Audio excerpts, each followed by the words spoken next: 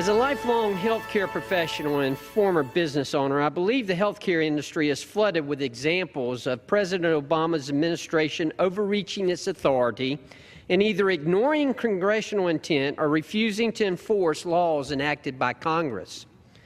As recent as last Monday, April the 18th, the FDA issued new guidance related to the Drug Quality and Security Act and compounding pharmacists.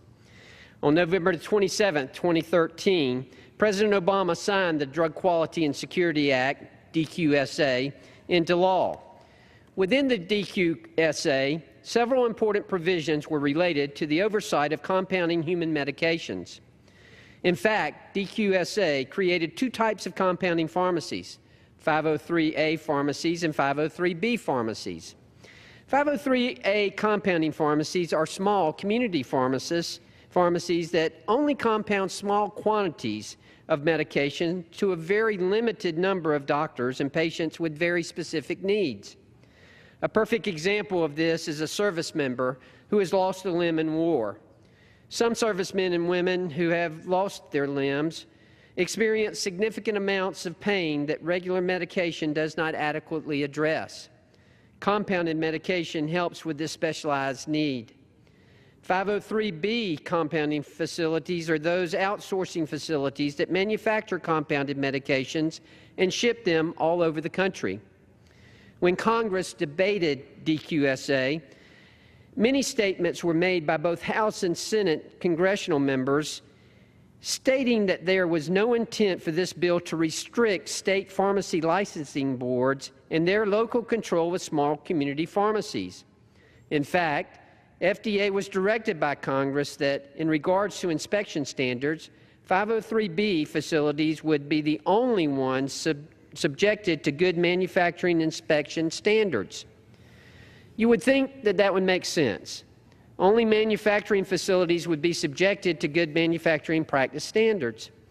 In addition, congressional intent was clear that 503A community pharmacies could continue to provide office-use compounded medication as they had always done. Did FDA adhere to the obvious congressional intent of DQSA related to compounding? No.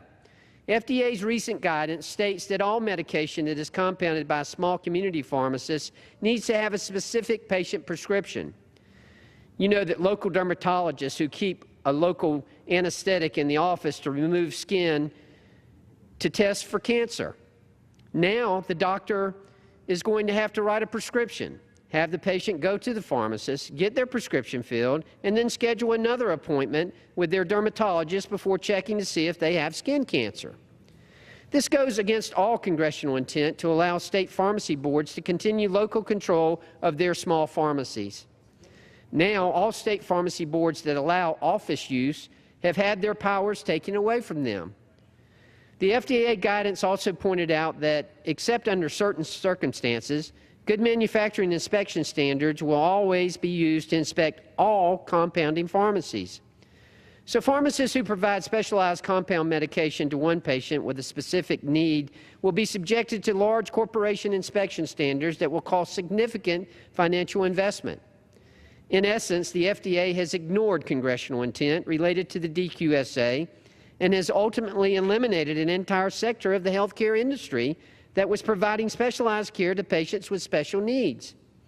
In fact, HHS informed my office that if we continued to pursue this matter and try and rein in the FDA's overreach, that we, Congress, would be responsible for the next 100 deaths from compounded medication.